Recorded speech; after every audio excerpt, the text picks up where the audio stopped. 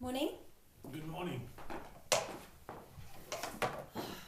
Interview with Major Turmp, commencing 9:45 a.m. So, Major, you discovered the body on the afternoon of Sunday the 7th of March. Talk me through what you were doing that day. Try to think of every little detail, regardless of whether you think it's important or not. Well, I woke up at 7:30 as usual. I'm always up at exactly the same time every day. I follow a very strict routine.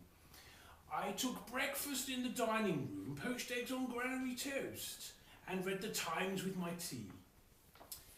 I then attended Mass at 10 o'clock at St Mary's, and after a brief walk through the park, returned home for lunch. But who did you see at breakfast? Only Cookie and my wife Marjorie. My wife normally attends Mass with me, but went to visit a friend in Cambridgeshire that day. She went on the train. How did your cook get on with the deceased guest, Mr. Isaac Pencils? Oh, Cook can be a funny old goose, rather fierce and outspoken. And initially they didn't see eye to eye, but particularly when he asked for breakfast at an unusually earlier time than normal, and also commented on her toast being rather flaccid. But he had a salesman's smile, and soon won her over with his charming compliments and cheeky banter.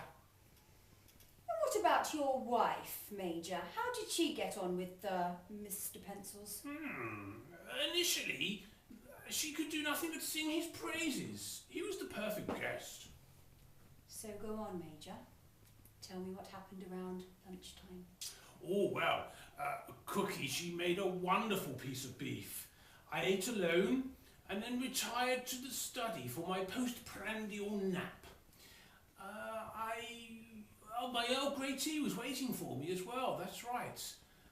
I fell asleep at approximately 1400 hours and was asleep for an unusually long nap, and I was awoken at 17:45 by my wife when she returned from Cambridgeshire.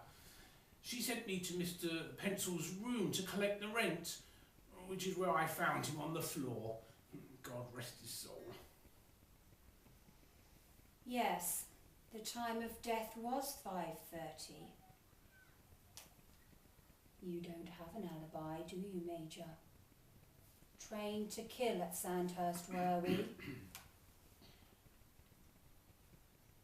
Did you have any reason to kill Mr. Pencils? Definitely no reason at all. I hardly knew the chap. He paid his rent, was a bit slimy, but generally a nice fella. I'm no killer, Inspector. Believe me. I am an innocent man.